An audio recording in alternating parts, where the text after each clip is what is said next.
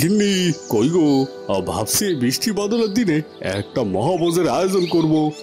আমাদের তো আর কোনো ছেলে মেয়ে নেই যে আমাদের এই সয় সম্পত্তি ভোগ করবে। এই বৃষ্টি বাদলের সময় গ্রামের সকলেই অনাহারে দিন পার করে। আমার যতটুকু সামর্থ্য আমি ততটুকু দিয়েই গ্রামবাসীদের সাহায্য করার চেষ্টা করি। তা ভাবছি একদিন গ্রামবাসী সকলকে নিয়ে একটা মহাভোজের আয়োজন করা যাক। তুমি কি বলো গিন্নি? হ্যাঁ গো, কথাটা মন্দ বলনি। তুমি যেটা ভালো মনে করো সেটাই করো। আমি আর তোমাকে কি বলবো বলো? আমরা যদি একটা মহাভোজের আয়োজন করি তাহলে গ্রামবাসীরা দু এক বেলা তো ভালো মন্দ মুখে তুলতে পারবে। তা ভেবেছো? তা কবে তুমি মহাভোজের আয়োজনটা করবে? হ্যাঁ, তুমি তো সত্য কথাই বলেছো। কবে বলো এই মহাভোজের আয়োজনটা করা যায়? এই বৃষ্টি বাদলের সময় যে কি করি আমার মাথায় তো কিছুই ধরছে না। আর কাউকে তো একজন দায়িত্ব দিতে হবে এই মহাভোজের। আর কাকে বিশ্বাস করে দায়িত্বখানা দেই গিন্নি বলো তো? তুমি এক কাজ করো, এই গ্রামে তেমন বিশ্বাসী মানুষ বলতে হারু আছে। তুমি বরং হারুকে ডেকে মহাভোজের দায়িত্বটা দিতে পারো, আর তার সাথে মানিককেও বলে দেখতে পারো। হ্যাঁ গিন্নি, ঠিকই বলেছো। হারু আর মানিক এই গ্রামের ভালো লোক। আমি বরং তাহলে হারু আর মানিকের সাথে মহাভোজের আয়োজনের কথাটা আলাপ করি। দাও তো দেখি, আমাকে এক কাপ চা দাও। চা খেয়ে হারু আর মানিকের সাথে কথা বলবো। ওদিকে জমিদার মেঠো পথ ধরে হাঁটতে থাকে ছাতা মাথায় দিয়ে। বেশ বৃষ্টি হতে থাকে। কি রে রতন, জালখানা হাতে নিয়ে কোথায় যাচ্ছিস? ও জমিদার বাবু যে, তা আপনি কোথায় চললেন জমিদার বাবু? আমি জাল নিয়ে নদীতে যাচ্ছি মাছ ধরতে। দেখি কটা খাবারের বাস পাওয়া যায় কিনা।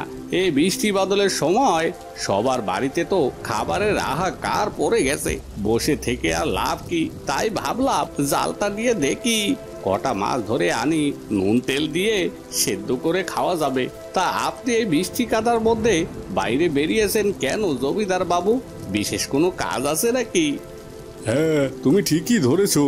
বৃষ্টি বাদলের সময় সবার বাড়িতেই তো অভাব, কারও তো তেমন কোনো কাজ নেই। এই বৃষ্টি বাদলের সময় কেই বা কাজ করাবে। আমি একটু বের হয়েছি হারু আর মানিকের লগে একটু কথা বলবো। ভাবছি গ্রামে একটা মহাভোজের আয়োজন করব, তাই আর কি হারু আর মানিকের সাথে একটু আলাপ করব। তা যা, তোমার তো দেরি হয়ে যাচ্ছে। তবে হ্যাঁ শোনো, যদি বড় ইলিশ মাছ পাও তাহলে আমার বাড়িতে নিয়ে আইসো। আমি ভালো দাম দিয়ে কিনে রাখবো। হ্যাঁ ঠিক আছে জমিদার বাবু, তাহলে আমি আসছি। জমিদার হারু এবং মানিকের খোঁজে যেতেই দেখে চায়ের দোকানে হারু এবং মানিক বসে আছে। বুঝলে মানিক মিয়া, এই বৃষ্টির সময় না কোনো কাজ আছে, না কোনো কিছু করতে পারতেছি। সংসারে যে কি অভাবের মধ্যে যাচ্ছে সৃষ্টিকর্তা ছাড়া কেউ জানে না। বউ ছেলে মেয়েকে দু মুঠো ভালো মন্দ মুখে তুলে দিতে পারছি না। বৃষ্টি বাদলে যে কবে শেষ হবে সৃষ্টিকর্তা তুমি দেখো, বৃষ্টি বাদল কমিয়ে দাও। হ্যাঁ গো হারু দাদা, তা তুমি ঠিকই বলেছো। এই বৃষ্টি বাদলের মধ্যে না কোনো কাজ আছে, না কেউ কাজ দেয়। কি যে করি, সংসার চালাতে যে হিমশিম খেয়ে যাচ্ছি। দুমুট ভালো মন্দ জুটছে না কপালে। বৃষ্টি বাদল যে কবে শেষ হবে সৃষ্টিকর্তাই জানে। কি জমিদার বাবু, আপনি এই বৃষ্টি কাদার মধ্যে বাইরে বেরিয়েছেন কেন? হ্যাঁ রে, আমি তোদের দুজনের কাছেই যাচ্ছিলাম। তা তোরা এই চার দোকানে বসে আড্ডা দিচ্ছিস, তা ভালোই হলো। তোদের বাড়িতে যাওয়া লাগবে না, তোদের দুজনকে একসাথে পেলাম। তা কি হয়েছে জমিদার বাবু? আমাদের দুজনের কি দরকার? আপনাকে কি সাহায্য করতে পারি জমিদার বাবু? কি আর বলবো, সব সময় তো বাড়িতে থাকি, তাই ভাবলাম একটু তোদের সাথে কথা বলি, একটু হাঁটাও হবে আমার। তা শোন, আমি একটা উদ্যোগ নিয়েছি। আমি গ্রামের সকলের জন্য একটা মহাভোজের আয়োজন করতে যাচ্ছি। তা আমি তো এ বয়সে আর কিছুই করতে পারবো না, তাই দায়িত্বটা তোদের দিতে চাই। তোরা কি বলিস? তা বেশ জমিদার বাবু, আপনি তো একটা ভালো উদ্যোগ নিয়েছেন। সমস্যা নেই আমাদের, আপনি ভরসা করতে পারেন। আপনি যেরকমটি চান সেরকমটি আপনাকে আমরা সাহায্য করব। হ্যাঁ, আমি আর তোদের গিন্নিমা তোদের দুজনের উপর ভরসা করছি, তাই তোদের দুজনের সাথে আলাপ করলাম। ঠিক আছে, তাহলে সেই কথাই রইল। এই মাসের শেষের দিকেই আমরা এই মহাভোজের আয়োজন করব। এই কথা বলে জমিদার বাড়িতে ফিরে যায়। হারু এবং মানিকও গল্প করতে করতে তাদের বাড়িতে ফিরে যায়। হ্যাঁ গো বউ, শুনছো? জমিদার বাবু আমাকে আর হারুদাকে একটা বড় দায়িত্ব দিয়েছেন। দায়িত্বটা ঠিকঠাক করতে পারলে শান্তি, আবার দুমুঠো ভালো মন্দও খেতে পারবো। কালকে আমি আর হারুদা গ্রামের সকলকে নেমন্তন্ন করতে বেরোবো, বুঝলে তো? কি বলছো? ভালো মন্দ খাবার খাওয়াবে গ্রামের সবাইকে, কিন্তু কি কারণে গো? আর জমিদার বাবু কি তোমাদেরকেই দায়িত্বটা দিয়েছে? আরে খুশির খবর গো বউ, খুশির খবর। জমিদার বাবু আমায় আর হারুদাকে বিশেষ দায়িত্ব দিয়েছেন। দায়িত্বটা হলো এই সপ্তাহের শেষের দিনে জমিদার বাড়িতে মহাভোজের আয়োজন করা হবে। নেমন্তন্ন করা থেকে শুরু করে বাজার করা, রান্না বান্না সব কিছু দায়িত্ব আমার আর হারুদাকে দিয়েছে গো বউ। কালকে সকাল সকাল উঠতে হবে, আমায় সকাল সকাল ডেকে দিও বউ। গ্রামে আমি আর হারুদা মিলে সবাইকে নেমন্তন্ন করব। পরদিন সকালে সকাল সকাল মানিক হারুদের বাড়িতে যায়। কই গো হারুদা, এখনো ঘুম থেকে ওঠোনি নাকি? মনে নেই নাকি গ্রামে বেরোতে হবে না? গ্রামে সকলকে যে নেমন্তন্ন করতে হবে, আর তো বেশি দিন নেই মহাভোজের। হ্যাঁ রে মানে, এই তো আসি। চলো তবে বের হওয়া যাক। এরপর হারু আর মানিক মিলে গ্রামের ঘরে ঘরে গিয়ে সকলকে নেমন্তন্ন করে জমিদার বাড়ির মহাভোজের।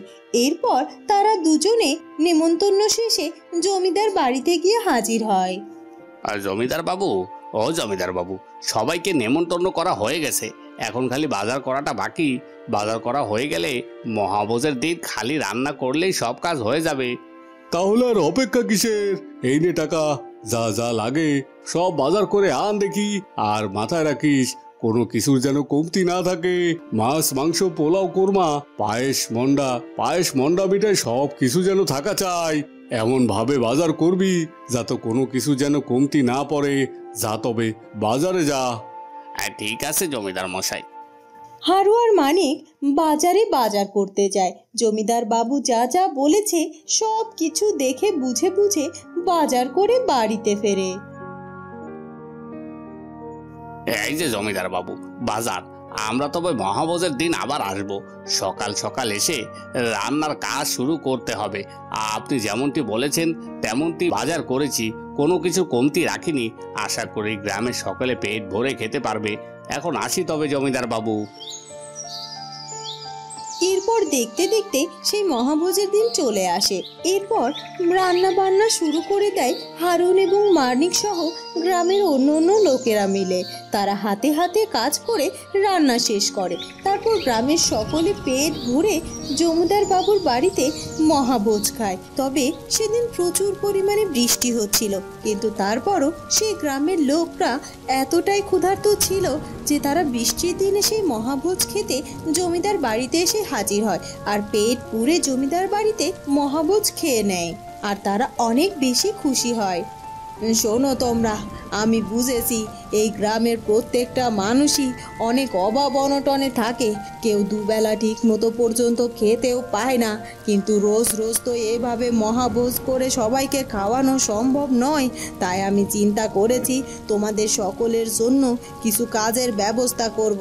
তোমরা চাইলে সেখানে কাজ করতে পারো, আর এর বিনিময়ে তোমরা কিছু অর্থ পাবে। আর হ্যাঁ, গ্রামের দুর্বল এবং বয়স্ক মহিলারাও কিছু কিছু আর্থিক সহায়তা পাবে, আর এ দিয়েই তোমাদের কোনো রকমে চলে যাবে। আমি জানি না তোমাদের জন্য কতটুকু করতে পারলাম, তবে এইটুকু নিয়েই তোমরা নিজেদের একটা ব্যবস্থা করে নিও। আর শোনো, মাসে একদিন এই মহাভোজের আয়োজন হবে, সে বৃষ্টি হোক আর বাদল হোক, তোমরা সবাই কিন্তু এই মহাভোজের আয়োজনে উপস্থিত থাকবে। সত্যি গিন্নিমা, আপনার জবাব নেই। আপনাদের জন্য আমরা বিধাতার কাছে প্রার্থনা করি আজ আপনারা আমাদের পেট পুরে খাইয়েছেন।